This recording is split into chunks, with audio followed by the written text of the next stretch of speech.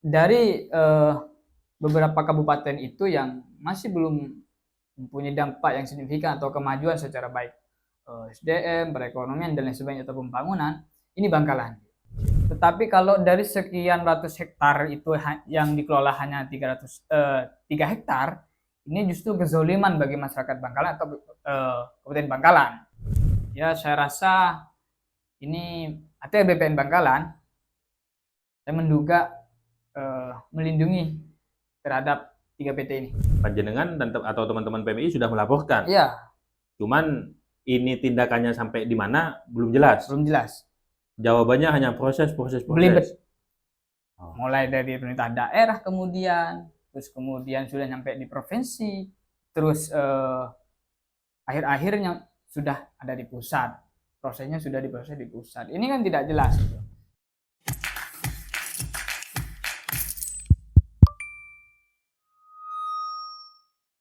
Kali ini saya mengundang Ketua Cabang PMII Kabupaten Bangkalan, Abdul Holik.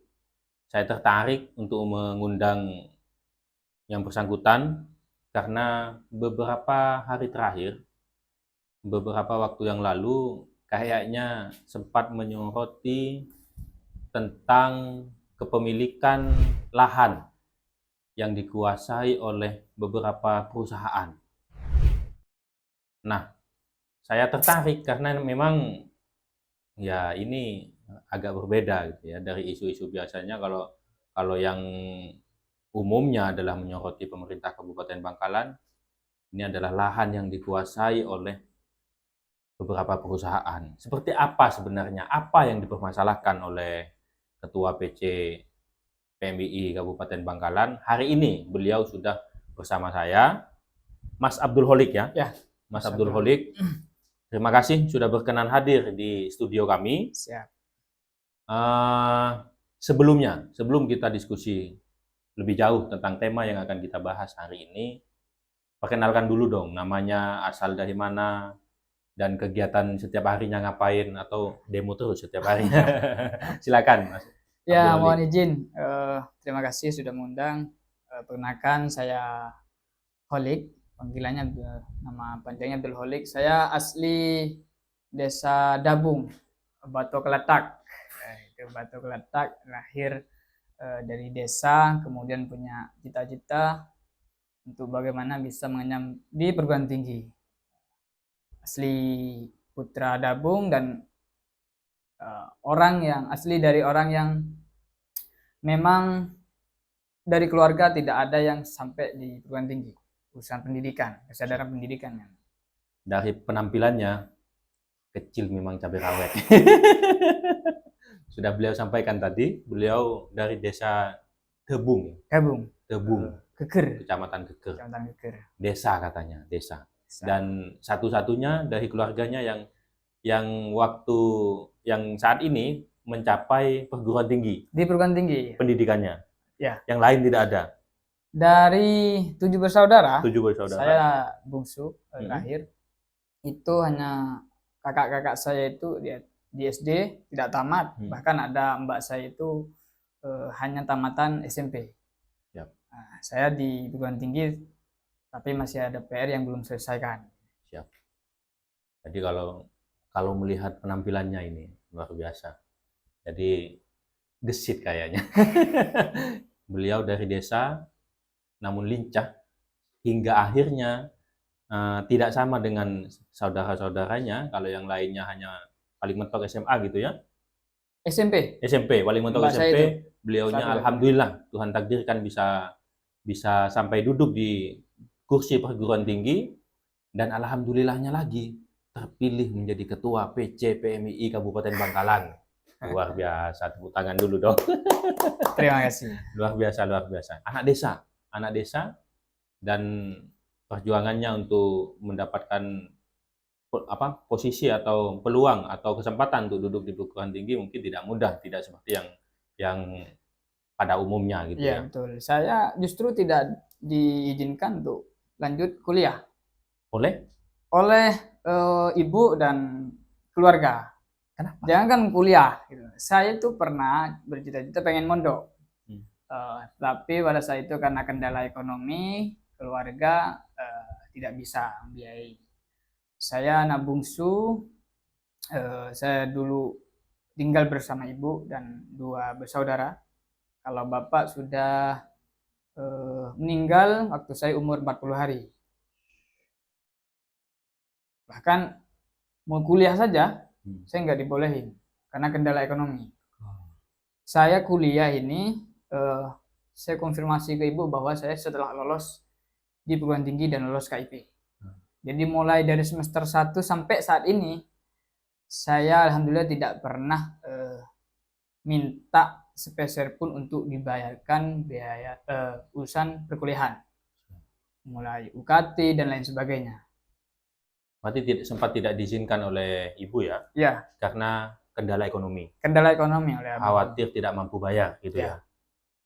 Bagaimana akhirnya diizinkan?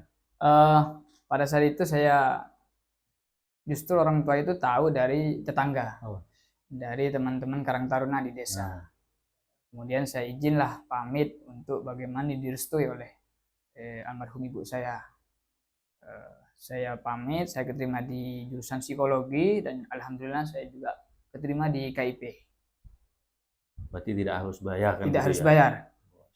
Setelah tahu bahwasanya diterima jalur KIP dan tidak harus bayar, diizinkan. Diizinkan. Alhamdulillah, luar biasa. Si gesit ini. Jadi memang harus seperti itu. Walaupun tidak diizinkan karena memang kendala biaya, Ya, tapi beliaunya berupaya tetap dan akhirnya lolos KIP ya. Akhirnya tidak harus berbiaya kuliahnya. Terima kasih pemerintah yang sudah menyediakan KIP. Akhirnya anak desa seperti Mas Abdul Holik ini bisa kuliah tanpa harus berbiaya. tanpa harus biaya. Dan mudah-mudahan KIP yang lain tepat sasaran gitu ya, Amin, seperti harus Mas itu. Abdul Holik ini. Jangan sampai hanya dimanfaatkan oleh orang-orang yang tidak bertanggung Betul, jawab. betul. Harus tepat sasaran sehingga banyak anak-anak desa yang awalnya putus pendidikan hanya sampai pendidikan SMA, tinggi, pendidikan menengah atas, Nah, akhirnya bisa lanjut dengan menggunakan KIP untuk melanjutkan ke perguruan tinggi. perguruan tinggi seperti Mas Abdul Holik ini. Luar biasa. Baik, Mas Abdul Holik, kita langsung ke tema ya, bahwasanya Siap. kita hari ini akan membahas tentang tanah, penguasaan lahan yang dipermasalahkan oleh Mas Abdul Holik atau teman-teman PMII Kabupaten Bangkalan. Apa sebenarnya awalnya kok bisa terfikirkan ke ingin mengawasi atau ingin bagaimana ceritanya tuh sampai bisa mengangkat itu gitu, mempermasalahkan itu, gimana ceritanya? Begini, kita itu dalam menyambut Perpres 80 2019, ini percepatan pembangunan Madura atau gerbang Kertosusila, yakni Gresik, Bangkalan, Surabaya, Sidoarjo, Lamongan, dan Mojokerto. Tetapi dari beberapa kabupaten itu yang masih belum mempunyai dampak yang signifikan atau kemajuan secara baik SDM, perekonomian, dan lain sebagainya atau pembangunan, ini Bangkalan. Nah, kita melihat dan juga teman-teman PMII advokasi bahwa ada tanah mulai dari sekitar 42 tahun yang lalu terlantar atau nggak dipakai di Kabupaten Bangkalan, yakni sekitar ada 600 hektar lebih, ada di 3 kecamatan. Kemudian kita mencoba untuk mengadvokasi itu bagaimana kalau teman-teman aktivis atau para pengamat di Bangkalan ini investor kan nggak masuk, ya gimana mau masuk orang kita nggak punya lahan kan begitu. Kita mencoba bahwa dari 600 hektar ini bisa bermanfaat terhadap Kabupaten Bangkalan. Ada, kalau penguasaan ada 3 PT, ada PT KHI, ada PT Semen, dan juga ada PT Misi, nggak salah. Itu ada sekitar 600-an lebih hektar lah. Nah, di situ saya pengen bahwa Bangkalan ini perlu adanya kawasan industri. Salah satunya itu yang kita tahu. Atau yang kemudian bisa berdampak terhadap Bangkalan, kemajuan Bangkalan. Baik secara pembangunan, secara pendidikan, dan lain sebagainya.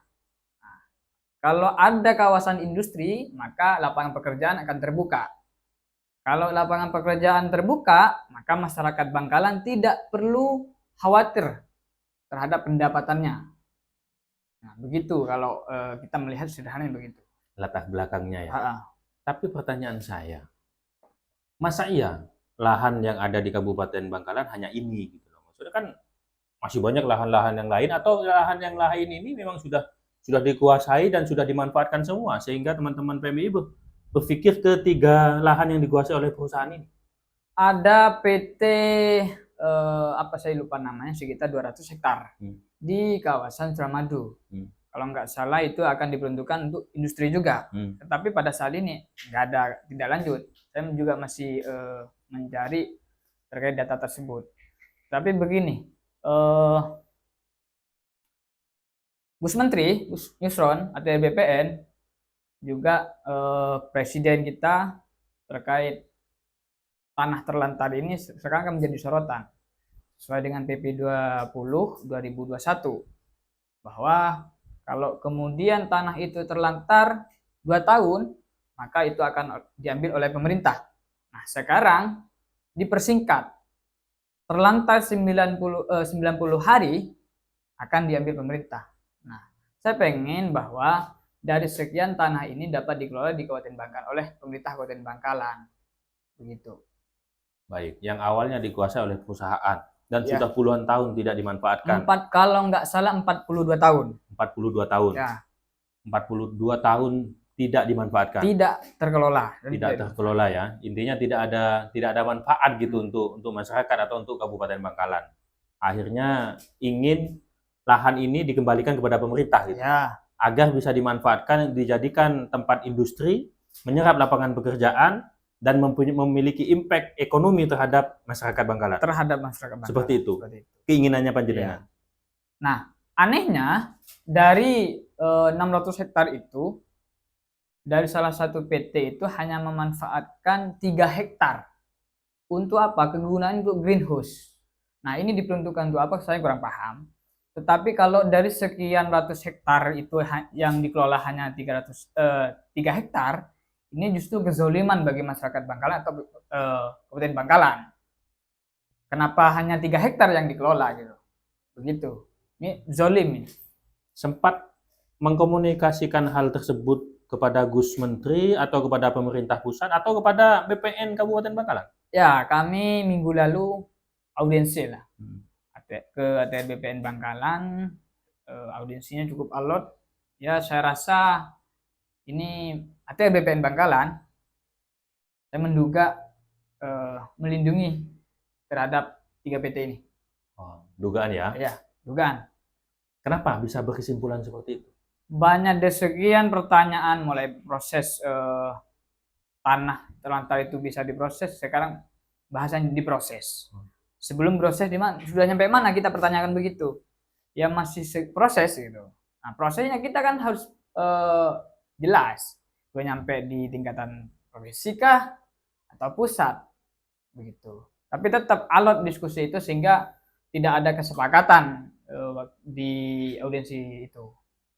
Kita keluar sampai walk out berarti. Sampai walk out. Tidak ada hasil yang ada hasil. Karena kalau kita menilai ya ada main lah. Oh. Dugaan ya, dugaan bahwasanya beliau mengatakan bahwasanya dugaan karena memang kayaknya mungkin jawabannya tidak transparan, tidak memuaskan gitu, sehingga beliau menuding atau menduga ada permainan gitu ya, ada permainan antara ATR dengan perusahaan yang menguasai lahan tersebut. Sekali lagi dugaan. Ya, masih butuh konfirmasi dan lain-lain. Begini, kenapa saya bilang dugaan?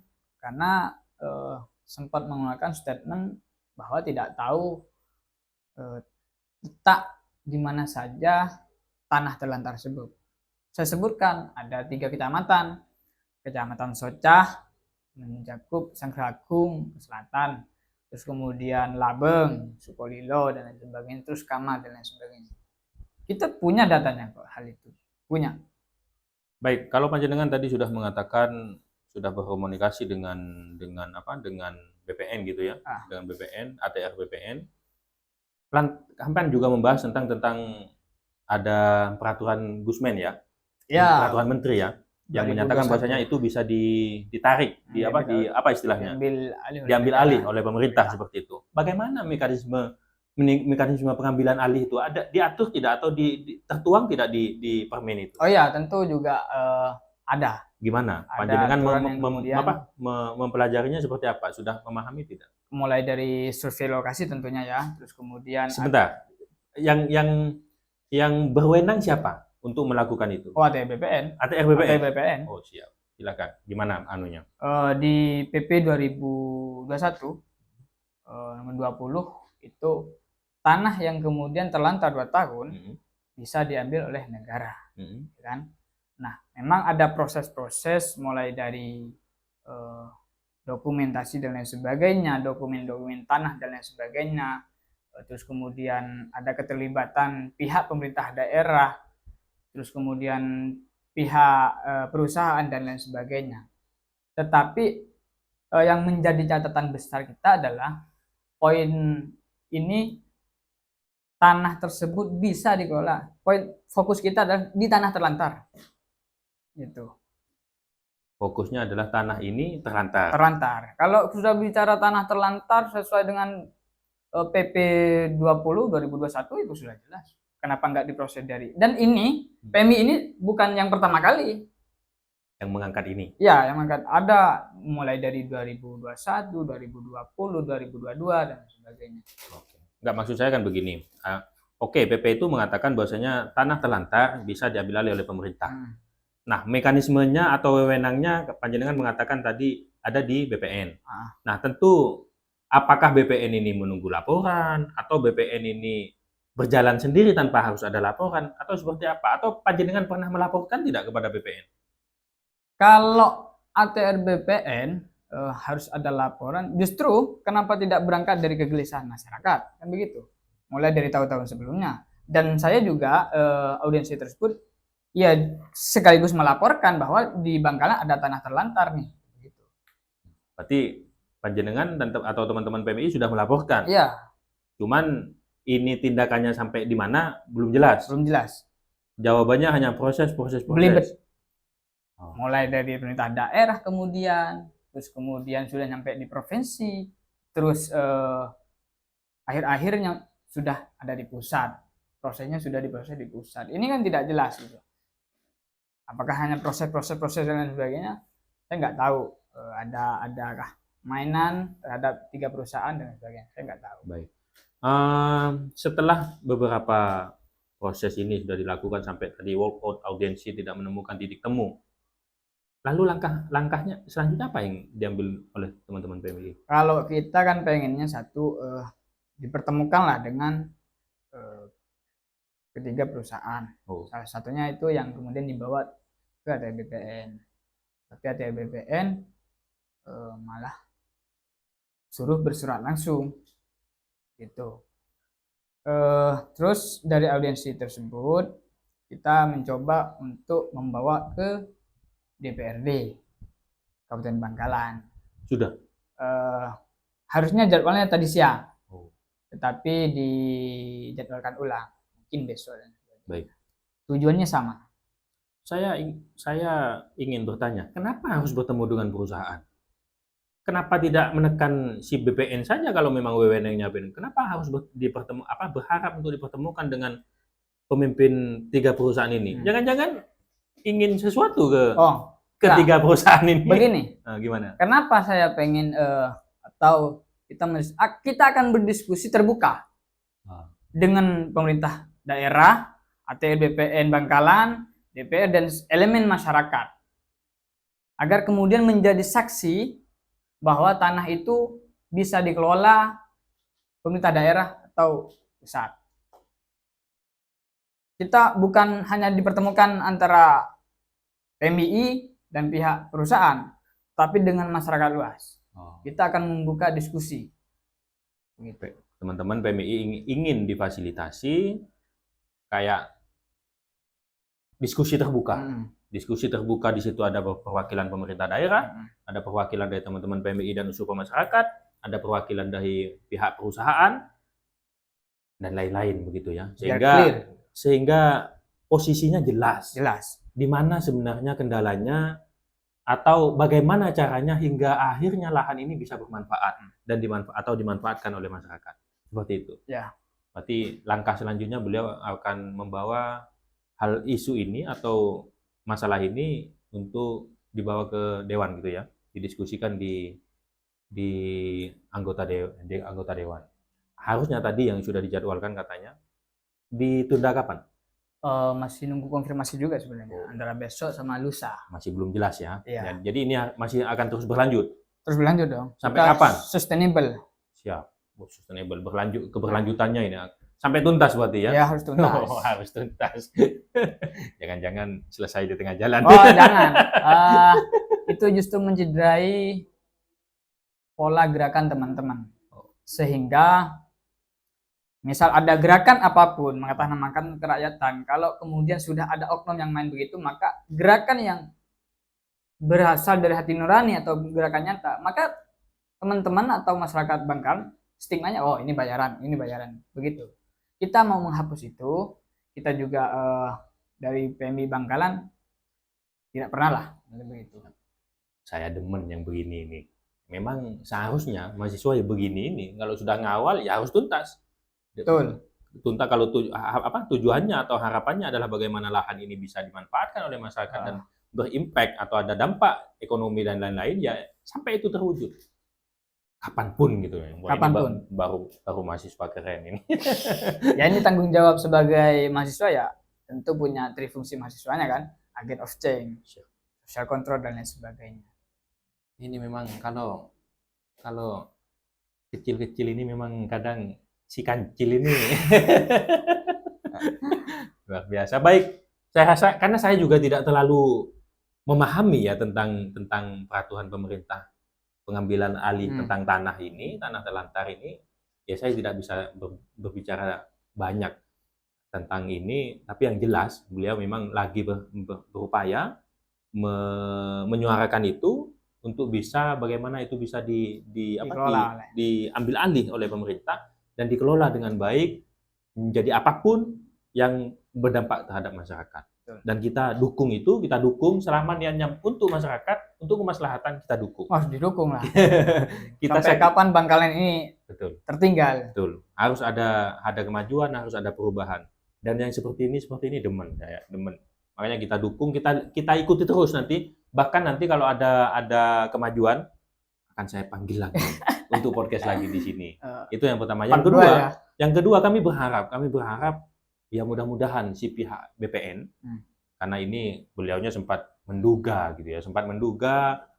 panjenengan atau pihak ATR BPN secara kelembagaan ada main-main gitu ya, ada main mata atau apalah istilahnya. Sekali lagi ini dugaan sehingga butuh terkonfirmasi. Syukur-syukur dan saya berharap ada pihak BPN yang nantinya mau untuk duduk di sini menjelaskan apa sebenarnya kendalanya dan prosesnya seperti apa. Apakah memang aturannya tidak semudah itu atau memang betul nih dugaannya ada main-main gitu ya. Yang jelas begini, kalau Gus Menteri Nusron itu dulu menyampaikan tanah terlantar 2 tahun akan diambil negara, kan begitu. Iya. Sekarang dipersingkat menjadi 90 hari. Berarti 3 bulan. 3 bulan. 3 bulan. Nah, apa sih prosesnya? Susahnya sudah ada ini loh, instruksi dari atensi dari pemerintah pusat, ya. Gitu loh. Itu kapan? Jangan-jangan aturan itu berlaku setelah aturan itu muncul. Walaupun tanah ini sudah 42 tahun terlantarnya, tapi aturan itu misal masih baru dimunculkan beberapa bulan yang lalu dan belum sampai 9 bulan, berarti kan belum bisa. Kalau kemudian dalihnya begitu, aturan itu kan 2021. PP 20 2021. Ya poinnya kalau memang itu masalahnya kan dijelaskan toh oleh BPR kepada Mas Abdul Holik atau kepada teman-teman PMII bahwasanya kendalanya ini secara aturan belum bisa dieksekusi kan begitu. Tapi kan tidak ada penjelasan itu. 2021 kan?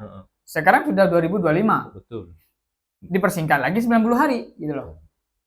Ya kita tunggu saja deh. Kita tunggu saja dan poinnya adalah mudah-mudahan pihak ATR BPN mau duduk di sini dan menjelaskan titik masalahnya di mana sebenarnya agar dugaan-dugaan yang disampaikan oleh Mas Abdul Holik tadi tidak Ya. liar begitu saja, tidak Tidak. terkonfirmasi gitu ya, tidak hanya sepihak Mas Abdul Holik aja yang mengatakan ada dugaan-dugaan, tapi ada terkonfirmasi apa sebenarnya yang menjadi kendala. Baik, kita sudahi untuk masalah tanah ya.